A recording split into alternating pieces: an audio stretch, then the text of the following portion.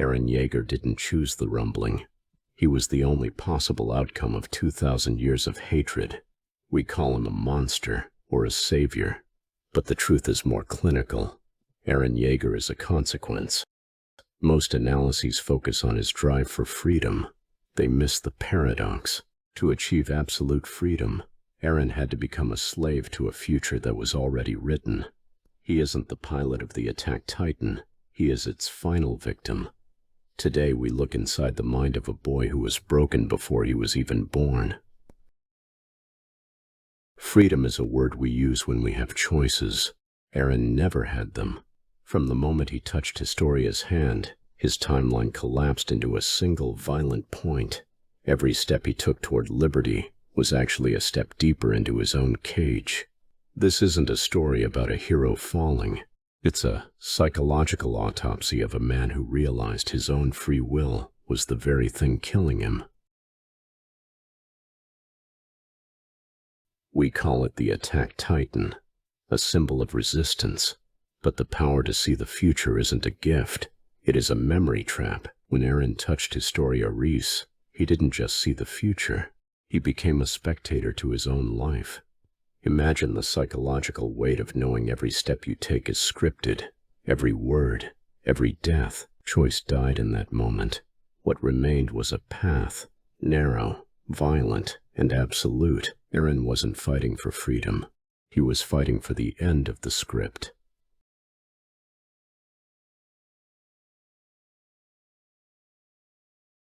Look at the table scene.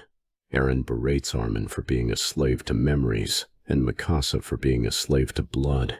Clinically, this is projection. Eren is the only one in that room who is truly shackled. He is lashing out at the only people he loves, because they still have the one thing he lost, the ability to change their minds. He isn't being a villain here. He is performing a surgical amputation of his own heart. If they hate him, they might survive him. It's the most violent act of love in the series.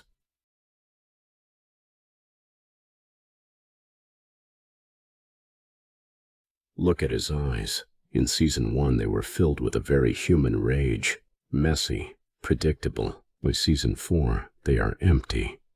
This is the look of a man who has already finished the race while everyone else is still at the starting line. Trauma usually shatters the mind. With Eren, it crystallized it.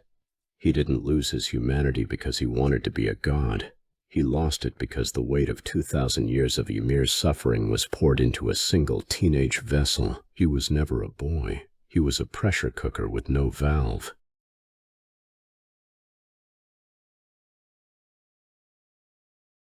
When Eren sits in that basement with Reiner, he says, "I'm the same as you." This is the moment Eren Yeager truly died. Hatred requires you to believe your enemy is different, but Eren's future sight forced him to live through his enemy's perspectives. He didn't just understand Reiner, he was Reiner. The rumbling wasn't fueled by anger, it was fueled by an agonizing empathy. He had to kill people he no longer hated.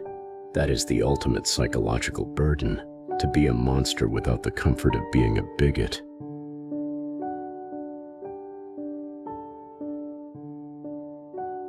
The rumbling is often analyzed as a betrayal. Clinically, it was a necessity. When a mind is trapped in a cage of predetermined genocide, it stops looking for peace. It looks for a conclusion. Eren didn't want to kill the world. He wanted to kill the tension. The rumbling wasn't an act of hate. It was an act of psychological exhaustion. He didn't step on the world. He stepped on the script that kept him trapped.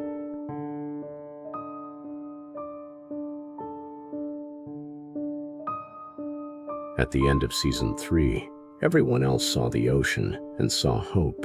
Eren saw the ocean and saw a border. In psychology, we call this learned helplessness. Even before he touched Historia, Eren's mind was already scanning for the next wall. He is a character defined not by what he wants, but by what is stopping him. The ocean wasn't a victory.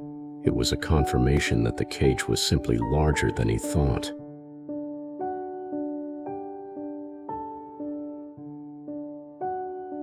In the end, Eren Yeager got what he wanted. He reached the end of the path, but here is the final devastating consequence. To give his friends a world without walls, he had to become the very wall they had to break. He achieved absolute freedom only by dying. Sometimes, the bird only finds the sky when the cage is destroyed. And sometimes, the bird is the cage itself.